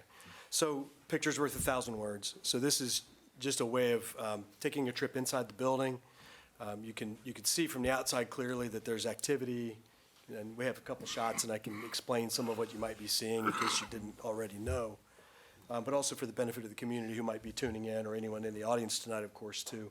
So this is coming in door 9. Door 9 is the double doors that come out of the parking lot, so it's not the main entry, it's the other main entry. When the school was in full operation, this was the staff entry, as it was called. And you can see that the ceiling tiles, the grid is gone. There's a lot of other things that have been demoed out that aren't as immediately visible, but I'll try to point those out as we go along. You can see right there the piping with the insulation, that's the domestic water supply, but there's hydronic piping that actually is the piping from the boiler system that runs throughout the building. That's gone. That's about 100% gone, to make way for the new HVAC system that's going to be coming in later in 2023. So let me see if I can click. That worked. So we'll just take a tour around the school. There's about 20 images, and I'll stop briefly, not to chew too much of the time this evening. But you can see large circulation fans to keep the air moving. There is a temporary heating system in the building. As we pointed out, the boiler system's gone. So as a result, you have to have heating in the building. We don't want the gym floor to buckle. We don't want structural steel to warp with cold and damage masonry, things of that nature. And there are employees still working in that building? And there are employees still working in the building, of course. So we do have 3 employees still in there. And of course, the construction workers, and we want to keep the gym available for use for the basketball teams as well. It's an auxiliary practice gym. Obviously, we don't want them to leave the gym area for just pupil safety reasons. But go ahead. This is what used to be the orchestra room. You can see that with the ceiling tiles removed, you actually got some natural daylighting in there. The cabling will have to be obviously redone, removed, et cetera. The server core is there. So this will actually all be cut into classrooms in phase 2. Next one, Jim. Thanks. This is now being used as the construction progress hub, if you will. It's where the construction site superintendent has his office. That's room 156. I believe Not Mr. my Jenkins. office. No, the construction superintendent. Yes. Okay. Michael Olding is his name. So we have our progress meetings every 2 weeks here where we look at updates of the project. This will actually be the future home of the CLC, the Community Learning Center, or the clinic. And then there'll be a door cut right there. So if you come to the main entry, you'll see there's some masonry, exterior masonry that's been removed. It's in the change order that will go over that particular change. Next one, Jim. There it is. So that is the door that will go into the CLC. That prevents people from having to enter the school proper to be authenticated into the CLC. So that would serve people in the community whether the school is open or closed. It also maintains the secure perimeter for the school building. Next one. There's one of the temporary heating units that's looking down the main hallway. The office is immediately to the right. Again, you can see the domestic water supply piping still intact, but the piping that was there with it, the hydronic piping, is now cut out and gone. Looking down the hall toward the cafeteria. And so we can just roll through some of these, Jim. I'll stop you. This is the media center, so this is why you're not having meetings in there anymore. It's got a lot of work to do. That eventually in phase 2, that temporary office, which was quite permanent, it turned out, will be removed. This will be cut up into classrooms as well for preschool. Mr. Denny, can you, Sir. kind of, it's not on the slide, but can you talk about how intentional we were with the abatement process, just to making sure that the asbestos and those kinds of things were already taken care of? Yeah, absolutely. So there are asbestos-containing materials in nearly all older buildings. This one is no exception. It's built in 1968. So elbow joints, for example, or any materials that were identified in the assessment system by a qualified lab, there are 900 and some different pieces in the report. Most of those can be abated by just what they call bag and tag. You just bag it and secure it because it's very simple. It's not going to get into the air. However, we did have some that were a little more involved in that, where they would build a containment zone with the plastic sheeting and the negative air pressure so that nothing escaped. And then we had constant on-site monitoring when that was going on through parent labs. So we wanted to make sure that just keeping everyone in the building safe and a lot of monitoring just to be sure that there were no risks to anybody that was posed. Right here is where the old Univent used to be. I'm not going to go through a lot of classrooms, but that's what was removed. That'll actually be patched. And then obviously classrooms need a lot of work, but that's phase 2 work. So let's move on to the, are you ready to do the, because this is just a report for information, in case the board has questions, but are you ready to move on to the change order? Because when they take the tour, what I'd like for them to do is just have a binder so they can go through and see some of the things that you're talking about in real time. It'll make more sense to them, and then we can do a Q&A Okay. there for them. I guess you want to stop this slideshow? Yeah, we can. Okay. Unless you I know it was just pretty more. exciting. It really It was riveting, Mr. Denny. Everyone in the Yeah, audience is going, oh but my for gosh, the, for the sake thank of time, let us continue to move forward. goodness. All right. Not as good as his singing. but One close. question I did have, Yes, remember you spoke to us about the switches being on back order, are we still looking at that? The same thing still? So switchgear was ordered Switchgear. October 2nd. That's the electric switchgears, the new Right. panels, everything that powers all the new equipment. That was ordered. HVAC equipment has not been ordered yet, and that is contingent upon the review and your favorable approval of the change order this evening. Okay. The HVAC equipment, and this is part of what I can get into with the change order, because that's a great question. There are VAV units, which is variable air volume devices, it's a type of HVAC system, that are now out at 88 to 92 weeks. So, all right, hang on. Sorry, I should have led with, our engineering company and architecture design firm has said, you don't want to go that route. We're going to go the VFD route, slightly more expensive, but the amount of money you'll save based on not having those huge lead times where you've got increased overhead cost with construction management. And it's the Site fees. possibility of losing those construction workers to other Yes, bids and yes, other sites. sure. What Mr. Denny's going to also get into is the situation, we don't want to mix companies and mix businesses and mix equipments, because what happens when you start mixing companies and equipment, it voids warranties in certain degrees, because you're doing with two different projects, trying to bring those together. When something malfunctions, who do you call? Both companies? You can't, too expensive.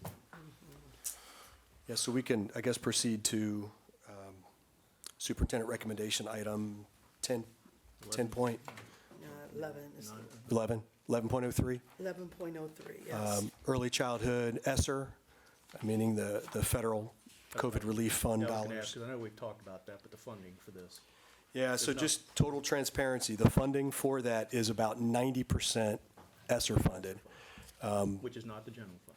Correct. None of the funds we're going to talk about tonight are general fund, and that's for obvious reasons. Our district isn't in financial state Right. to explore the use of I just general wanted to fund. make sure that was said.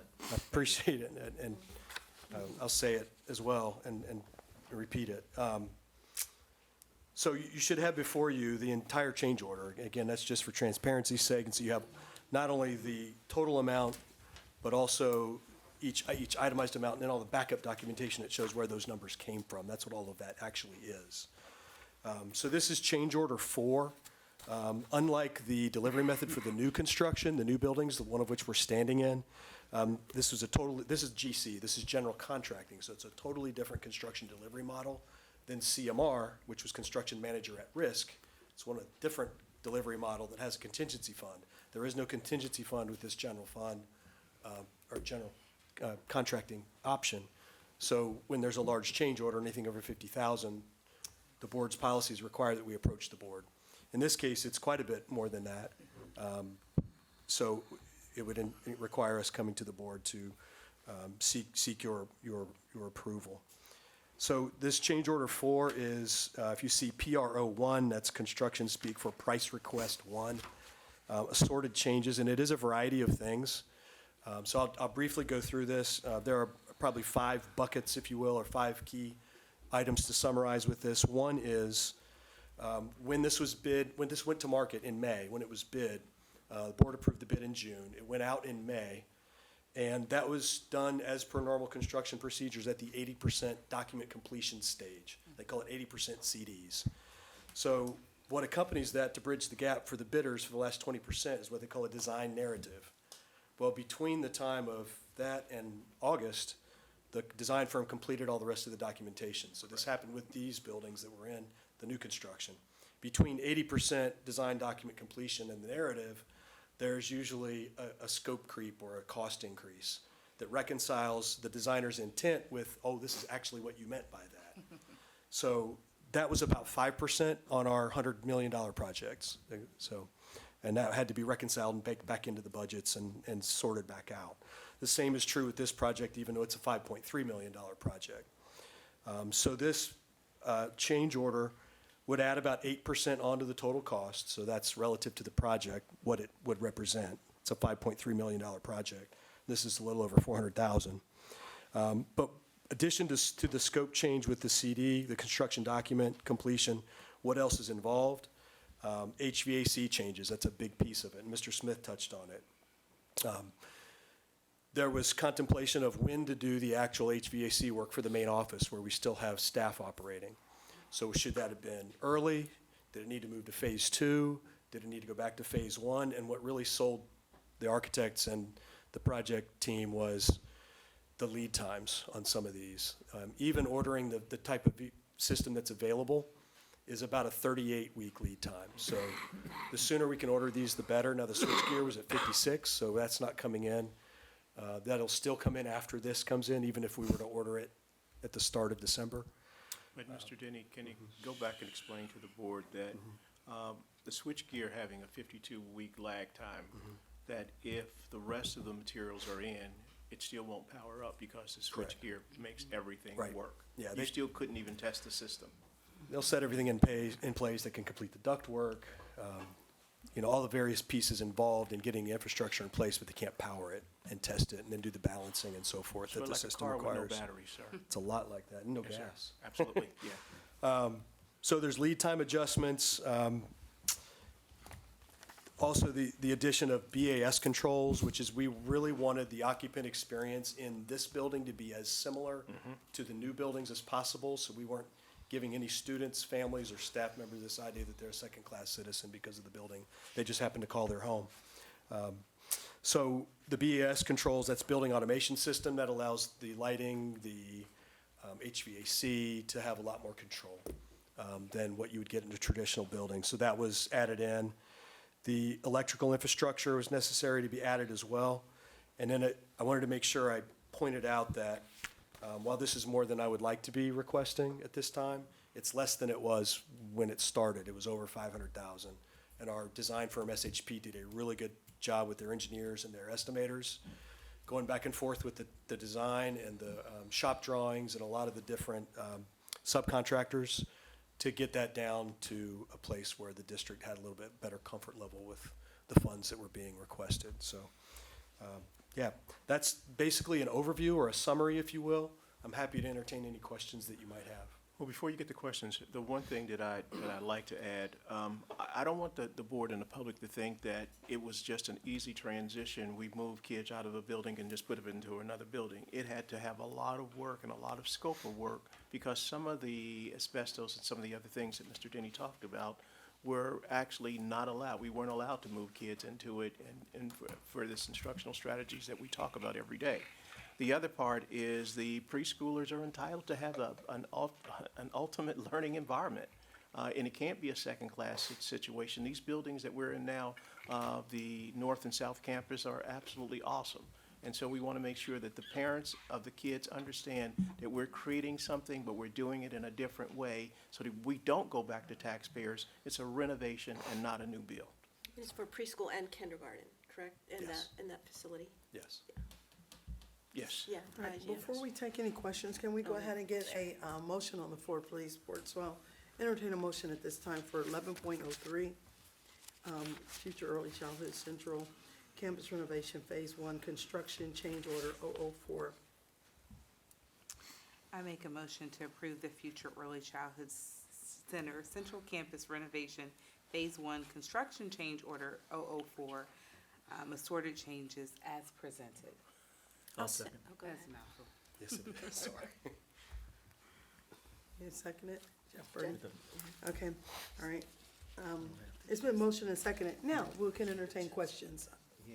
Well, first I want to say thank you for those of you who are watching. We have been presented with a 40-page document detailing emails with all of the changes. So in true transparency that we know step by step what's being asked, the questions from the district, from Mr. Denny, to the construction, to the design crew. So I feel very confident that we are getting the best price ever. So to know that even though these are ESSER funds, we're using every dollar that we get judiciously for the betterment of our students. I agree. And it's a 40-page document, y'all. I'm just telling you, 40 pages. Yeah, sorry about that. No, I appreciate it. It's all I really there. appreciate it. Well, when he though. asked, should we scale it down? I was like, no, give him No. a 60-page document, no. Yeah. I'm gonna But I think the clar- I 40-page wanna- Or document is 41, fair. I'm sorry, it's I 41. just want to clarify one thing. It's not all ESSER. Yes. Some of this is 90%. permanent improvement. Absolutely. Change Very orders are good. coming from permanent improvement. Thank you for that Your clarification. original contracts are coming from ESSER. Thank you for that. I just want Good people to clarifying point, No, I Mr. Seymour. appreciate that. Thank you, Winwood's Treasurer Randy Seymour. You're welcome, Mr. All right, Smith. any other questions? Good, sir. Okay, All right. thank you very All right, much. if there are no other questions or comments at this time, Mr. Seymour, would you please call that vote? All except for Mr. Brandon Smith. Mrs. Kuhn? Aye. Mr. Smith? Aye. Mr. Birdie? Aye. Ms. Bryant? Aye. Dr. Johnson? Aye. That vote passes slap happy unanimously. Now, we're going to back up Mr. Smith to agenda item 11.01, which is personnel schedules. Mr. Smith, you have the floor, and Mrs. Wilson. Yes, Madam President, the HR Director will present the personnel schedules for approval. Thank you. Before you, you have Schedule A, resignations, Schedule B, which is certificated staff, Schedule C, support staff, Schedule E, which leaves of absence, and Schedule M for your approval, and I'm happy to answer any questions you might have. Ms. Wilson, Ms. Kuhn had a question as it relates to a person who resigns and then gets reinstated based on another position. Can you explain that to her? Yeah, sometimes, depending on the timing, we'll just do a change of employment. In this case, the person actually resigned, and upon looking at, doing an exit interview and finding out the reasons and looking at the person's transcripts and degree, that's part of how we arrived at, hey, you know, you don't have to leave for that reason. Here's another opportunity. And we had a PE teacher who is out on FMLA leave, and you approved that last month. And so, Mr. Gray is qualified to be a long-term sub, and so that's part of what we, I said, you know, would you like to come back and? The other thing is when we were looking at the middle school master schedule, we saw that there was a void in the master schedule where there are 2 PE teachers. And when one of the PE teachers goes to lunch, they're left with 150 kids at a time. So we had to put another person in there to supplement, to work with that person. Otherwise, we're going to be paying overload pay, and it's really not a safe environment to have that many kids with one person. And that's the other, thank you, Mr. Smith, that was the other reason. Mr. Dixon had been asking since the beginning of the school year for 2 new specials teachers. And we were telling him, no way, I mean, there's really no way to, at the time, because his numbers were teetering, like we hadn't quite gone over, but he was like, I know it's gonna happen, and we And were it like, did, well, yeah. so now we're clearly over, and they've asked for, 3 teachers are impacted. They're asking for overload pay, which is when their class sizes are too large. So, And the other part is when you're creating a master schedule, in order for the teachers to have common planning time, there are groups of kids that have to be in big supplemental areas like band or art or music, something like that, so the teachers can have that other time. So the master schedule works off of those co-curricular opportunities. It can't work any other way. and so, just so you'll know, we may be coming back to the board, to your point earlier, and asking for another specials teacher. Mr. Dixon has been asking for a Spanish teacher. He'd like to offer Spanish to free up his schedule and then also to address his class size issues. But we're trying to be cognizant of, you know, the budget, but that is probably coming.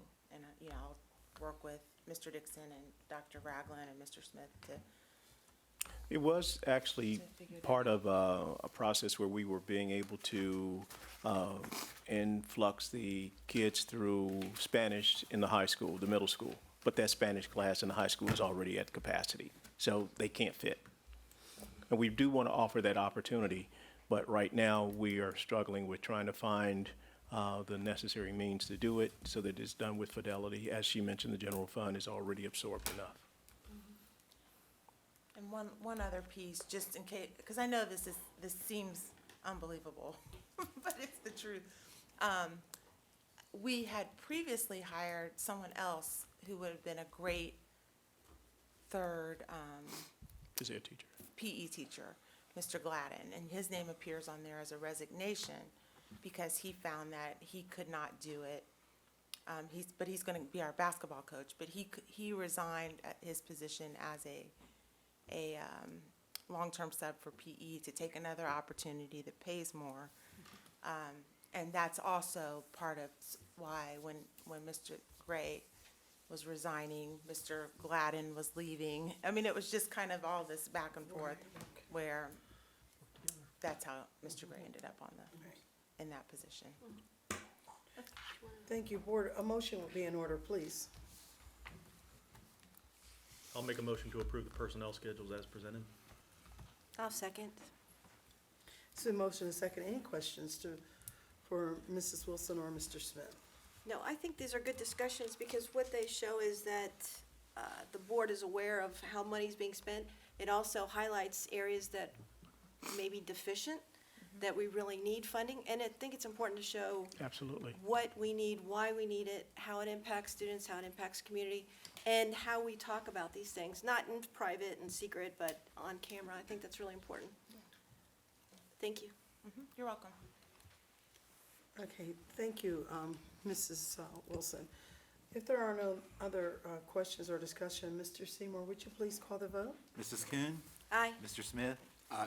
Mr. Brady? Aye. Ms. Bryant? Aye. Dr. Johnson? Aye. That vote passes unanimously. The next item on the agenda is 11.02, which is the resolution of National School Psychology Week for November the 7th through the 11th, 2022. I'm going to turn the floor over to Mr. Smith, but I have asked Mrs. Bryant to read the resolution for us.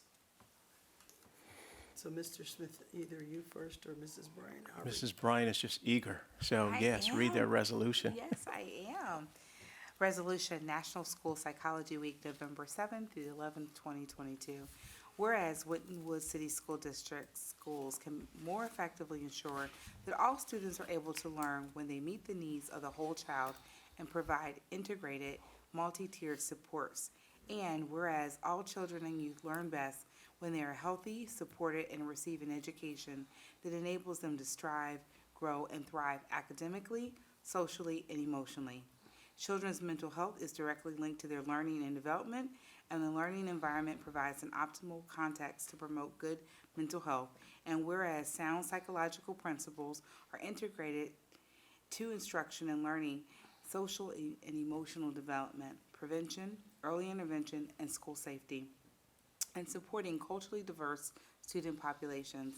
And whereas school psychologists are specially trained to deliver a continuum of mental health services and academic supports that lower barriers to teaching and learning and help children to thrive by nurturing their individual strengths across both personal and academic endeavors. School psychologists are trained to assess student and school-based barriers to learning as well as individual strengths, utilize database decision-making, implement research-driven prevention and intervention strategies, and evaluate outcomes and improve accountability. And whereas it is appropriate to recognize the vital role that school psychologists play in the personal and academic development of Winton Woods City School District students. Therefore, be it resolved that the Winton Woods City School Board of Education encourages all district students and staff to join the observance of National School Psychology Week, November 7th through the 11th, 2022, and observe a future National School Psychology Week as declared by the National Association of School Psychologists, adopted this 21st day of November, 2022. Thank you, Mrs. Bryant. Mr. Smith, would you like to add anything to that? Oh, ma'am, that was very good. Thank you. All right, board of motion would be in order. I'd like to make a motion to approve the resolution, the National School Psychology Week, the week of November 7th through the 11th, 2022, as presented. I'll second. It's been motion and second. Are any questions or discussion? Well, it's not so much a question or discussion, but I have had the blessings for a couple of football games. I'll go to sit down, and I happen to sit next to our school psychologist.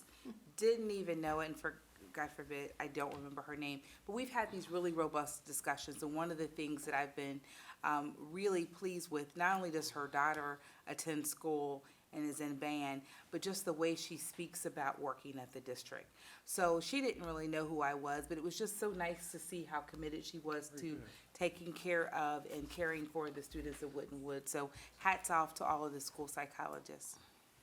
Appreciate you. Very good. That's great input. All right, with no further questions or discussions or additional thoughts, Mr. Seymour, would you please call the vote? Mrs. Kuhn? Aye. Mr. Smith? Aye. Mr. Birdie? Aye. Ms. Bryant? Aye. Dr. Johnson? Aye, that vote passes unanimously. The next item on the agenda is 12.01. All right, yes, legislative report. No, yeah, Board of Education reports and legislative reports. Mrs. Kuhn. Thank you. The legislature was very busy when they returned after the election. I think they were preoccupied beforehand, and as you see, there's six or 8 pages, or 4 pages double-sided with work that our legislators were doing. I won't go through it all because it's rather lengthy and we're kind of limited on time, but first part just shows you the House Leadership Center, Senate leadership. There were a couple points of interest that I thought were important, and I need to do a better job on coordinating with our superintendent so he can augment my, my report. So- Supplement. Supplement. Yes. Yes, supplement. Anyways, but there was one that I thought was interesting. There was a bill that passed unanimously in the House, just to kind of give an idea, that would require school districts, superintendents to file a report with ODE, the Ohio Department of Education, regarding a teacher who retired under threat of disciplinary action. I thought that was kind of interesting. It can look into later, but that was what the House approved unanimously. That's what caught my eye. The Senate voted unanimously to increase Ohio 529 college savings. So if you've got money you want to put away more for your kid, it went up. And there was one other one I thought, well, our former board member, Jessica Miranda, had a bill that she's co-sponsored talking about mental health a little bit in line of what we were with school psychologists, that K through 12 students could take up to 3 mental health days per year as excused absences. I think they're still in a committee status. It's not followed through or not voted on yet, but just FYI on that. And at one other one, and I won't go into detail, and Mr. Smith can add some other insight. There was a lot of talk about gender and how schools want to deal with gender regarding pronouns and how schools should refer to children and what are the roles of parents versus the schools. And I think that's something that's in the legislature quite a bit. It was a topic at Ohio School Board Association that we were at last week, that all the board members were able to attend to, or our board members were there. That was really important, but I don't know if you have anything else to add, and I won't go into too much more detail, but. Those are high points. Again, as you mentioned about the gender-specific situations, I think it's a very hot topic, and we have been having conversations about what that means to young people and how they get properly addressed, because we don't want to violate their issues. And it's continuing to grow, but you can take a look through it at your leisure, and we can have a little bit more discussion next meeting next month. Thank you, Mrs. Kuhn. Next item on the agenda is 12.02, the Great Oaks Center, Technical Center report. Mr. Birdie, you have the floor.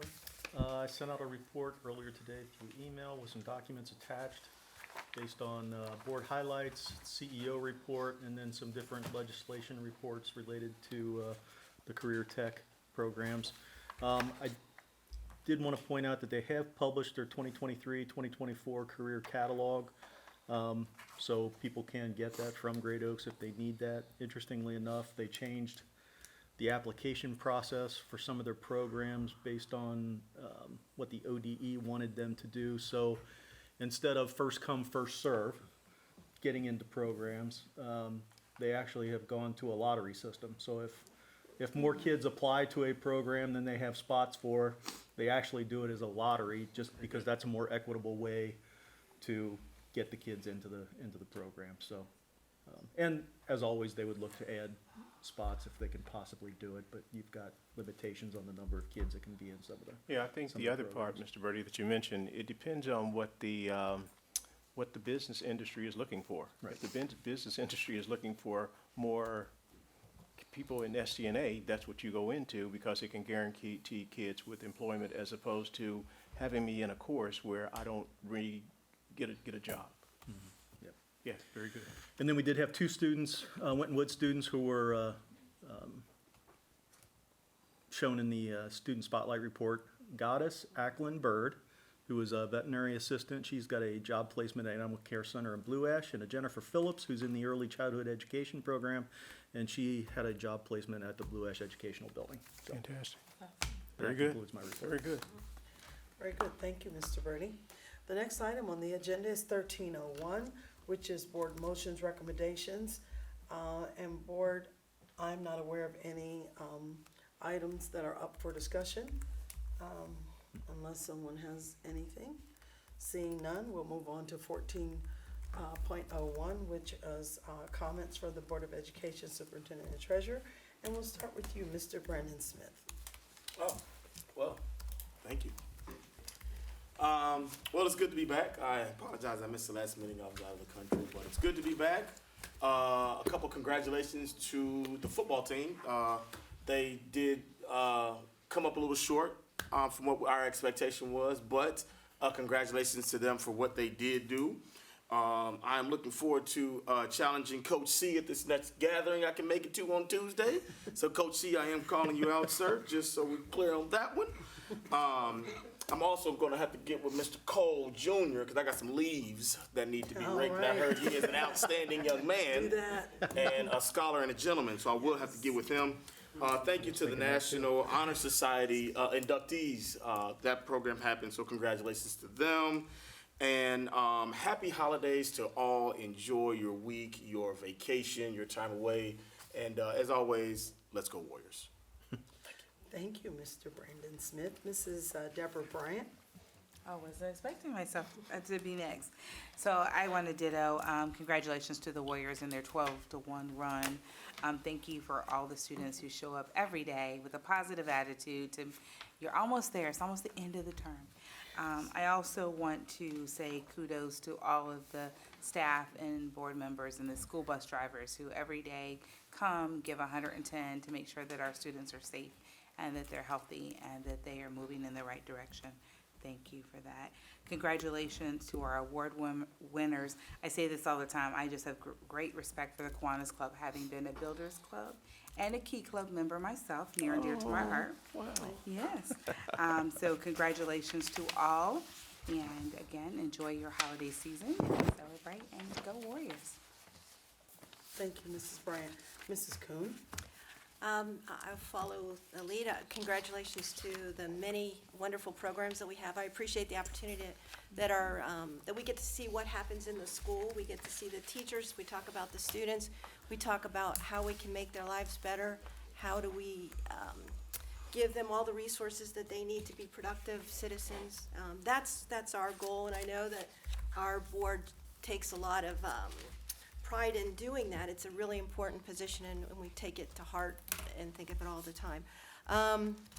Happy Thanksgiving at this time. I want to give Thanksgiving to all of our community of school employees, our students, and our community in general. Thank you very much. So, thank you. Go Warriors! I have to say that. Go Warriors! Thank you, Mrs. Kuhn. Mr. Birdie. Quick thank you to everybody that works at the school. That story about the school psychologist is great to hear, those types of things. I did work in healthcare for a while in my career, and mental health is one of those things that is desperately needed to be attended to in the country as a whole. It's not just us. It's a very specific need that this country has, is more mental health providers, and there are more people now that need help, as Mr. Smith had alluded to. Great hearing Coach C talk about the gathering. That's pretty great that he was willing to get that started and have the kids come to his classroom, and then it's grown and expanded, and it's just a testament to the dedication that our teachers and staff have to take care of the children in this district. So thank you for that information as well. That was great to hear. Thank you. All right, thank you, Mr. Ray. Mr. Seymour? No, thank you. Nothing? Okay, Mr. Smith? Yes, Madam President, Board. The board has been encouraged to be part of the Wentwood's Holiday Basket Challenge. I'm not sure if you heard about it, but your name is on the list. And we've been able to do something traditionally where we do a gift exchange between staff. And we wanted to do something that was a little more noteworthy. So instead of having gifts for staff, we're going to be on teams of 10 and create a holiday basket for a family that's been selected by the building principal. And it has some creativity in it, but there's some major things that have to be part. Number one, you have to include some spirit gear into the basket. There has to be a card endorsed by all of the people that are giving this basket to the family, and it also must have an educational theme to it. Any other thing that you want to add to the basket, feel free to. It is not a competition, it's more of a collaboration. It's like project-based learning on steroids, so that you get a chance to work with someone that you've never worked with before. I don't know how many people have worked collaboratively together, but this gives you a chance to work on a team of 10, and it's going to be organized and designed by Drew Jackson. Your names have already been selected. You're already on a team, and so the theme is the holiday gathering.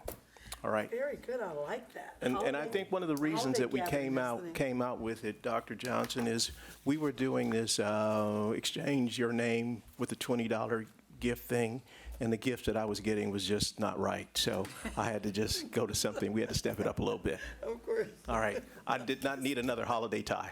All right. Right, it's holiday socks this year. But Drew has your name. Drew Jackson has your name. You're on a team. So we're gonna email from you, Yes. Drew, to find Yes. out what team we're on, and Yes. we'll We have contact it. our team members. Yes, And absolutely. collaborate. Yeah, Yes, I'm yes. looking at it now. Yes. It's really cool. All right, that sounds like fun. That sounds like fun. I like that. I like that. All right, okay, well, thank you, Mr. Smith. I, along with everybody else, as it's the holiday Thanksgiving season, want to thank you, and I want to also thank my board colleagues, because no one ever looks at us and says thank you. But I want to thank my board colleagues for your time, energy, resources, and expertise, because it takes a lot to do what we do. We get recognized in January. We do get recognized in January, but I mean, like on a monthly basis, it's more criticism than recognition. Anyway, I want to say thank you to my board colleagues, because I want you to know I do appreciate your input and what you do, and helping me bring the meetings together with your suggestions and that. Also, of course, our district leadership team, Mr. Superintendent Smith, Treasurer Seymour, the directors of teaching and learning, our executive team, Treasurer Seymour's team. The list could go on and on, the paraprofessionals, the instructional aides, the bus drivers, the teachers, the Did you know cafeteria you workers, mentioned Mr. custodians. Seymour twice? Did you know Yeah, that? I mentioned Okay, Mr. I'm just Seymour checking. twice. Yeah. That means you're really important to Okay, me. all right, I'm on just my checking. mind. As my teaching and learning team, and folks look glaring in the Yes. audience. Teaching and learning team, we appreciate our directors of teaching and learning. But I just want to say thank you. It's a season of saying thank you. And I wanted to say thank you to our technology coordinator as well. I'm not trying to, it's hard when you start Can't say listing people, but just know that we want to embrace all of you and say thank you.